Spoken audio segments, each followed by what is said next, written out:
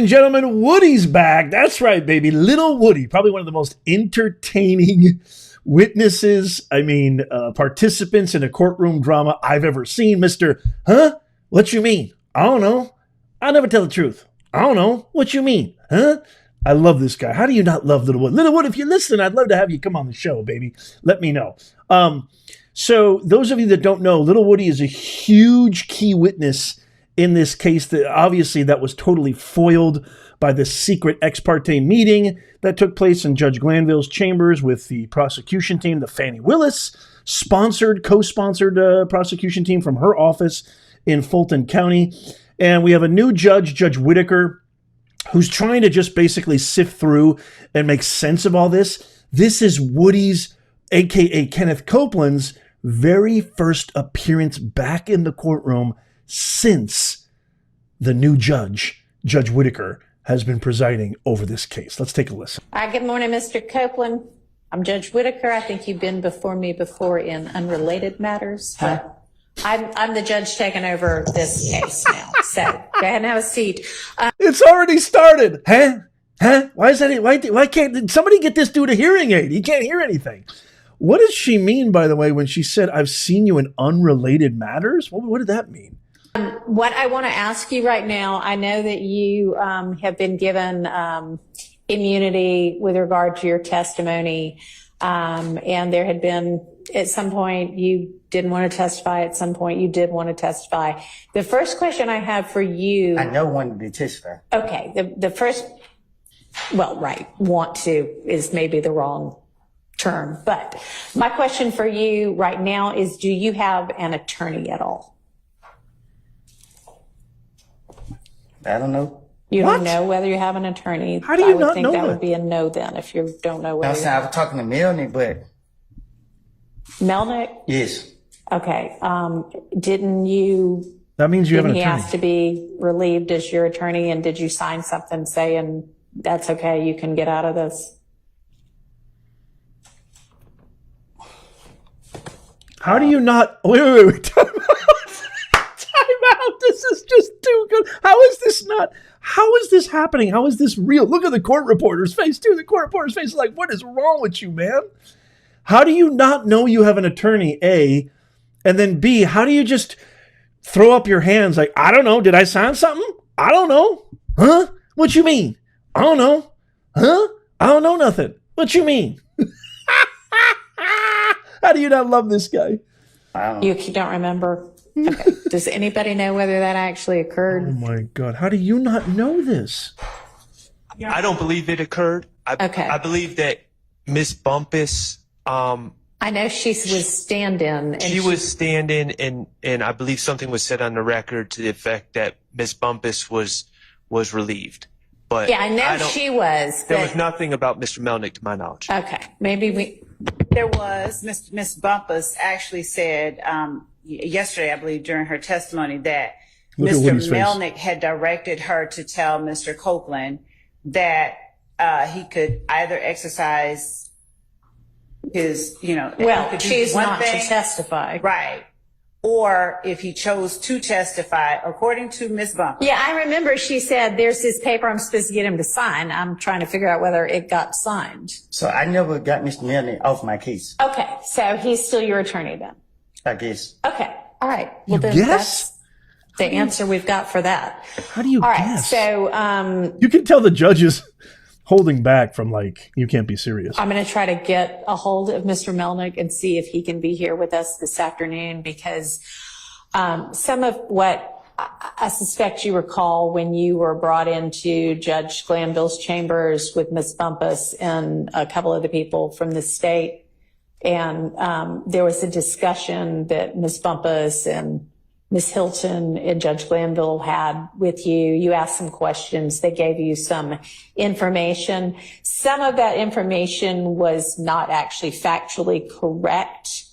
And I want to make sure that you have the opportunity understanding what it is that the immunity order means, understanding what the potential consequences are if you do testify or if you don't. We're basically going to kind of start over and So do if I that don't over. testify, Huh? So if I don't testify, how long you gonna hold me in jail? So, I mean, that's still an issue that you can be held in jail through the end of this trial. But I'd rather have Mr. Melnick here to advise you about the potential drawbacks of and benefits of what, if there are any, This of any trial of right your. here?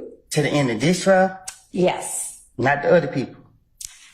Not as far as I believe, but the state. What other did you people? want to do some further research on that? Yes, just to advise the court Okay. of.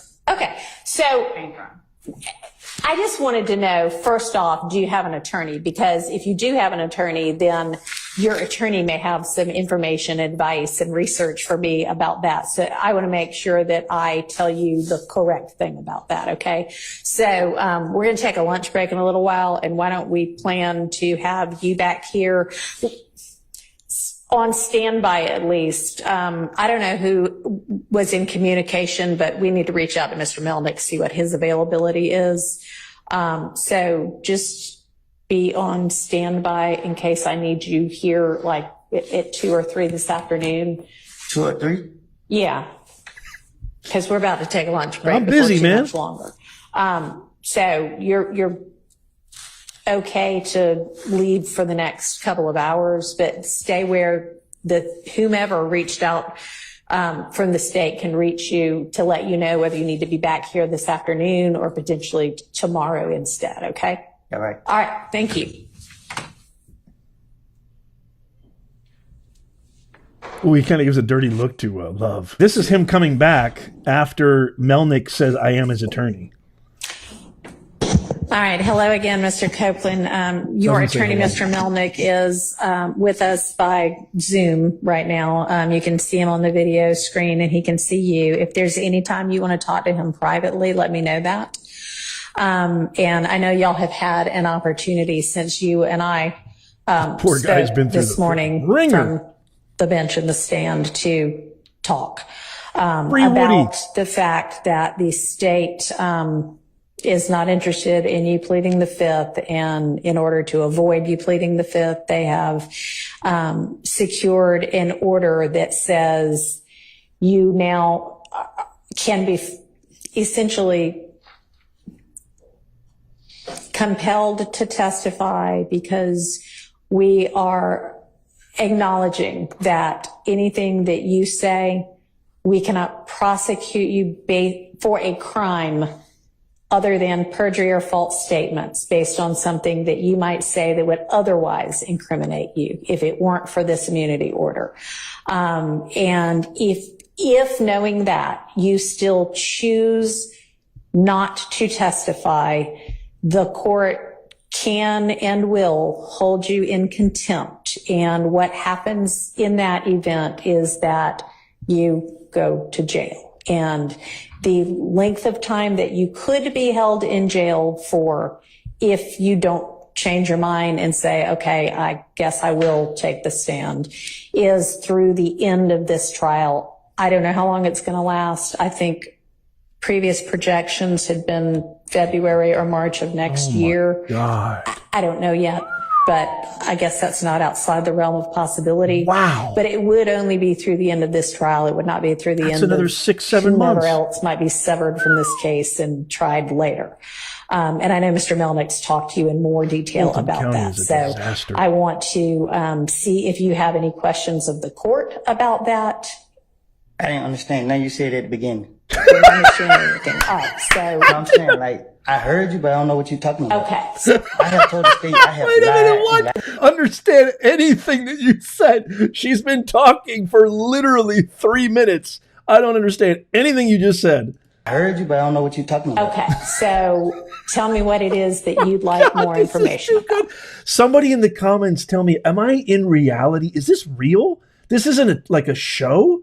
This should be a show. There's a producer, there's a director. This is a script. Like, this dude is probably an astrophysicist. Wouldn't that be funny if when he walks out of court, he's like, yes, what we're going to do, madam, is I want you to go to my laboratory, and we're going to break down the full chemicals that basically understand the entire summation of gravity and relativity.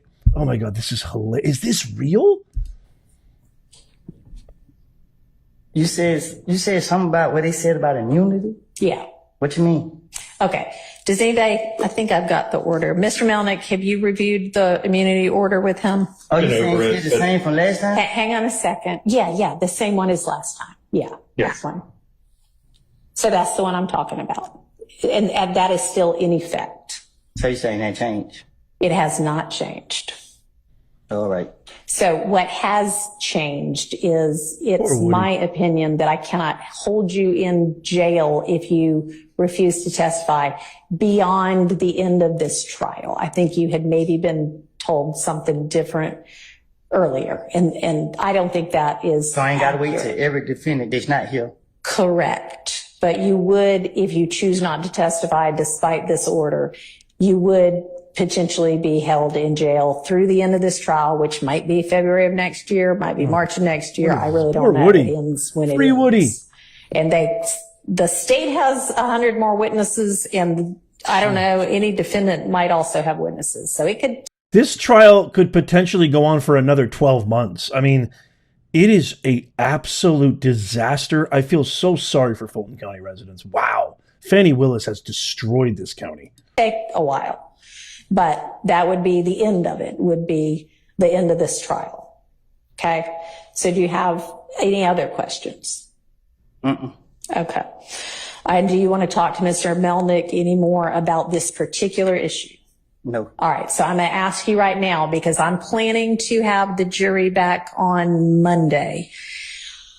And I am going to tell them, we would essentially start over because I want you to have a voluntary, to an extent, choice and knowing choice whether to take the stand and be questioned and cross-examined or not, knowing that if you do, other than if you lie, as Mr. Melnick's discussed with you, and it's something the state knows and can prove, they could charge you with perjury or false statements, but they can't, if you incriminate yourself about another kind of crime, they cannot use that to charge you with a crime. And they can't say, Well, can I speak?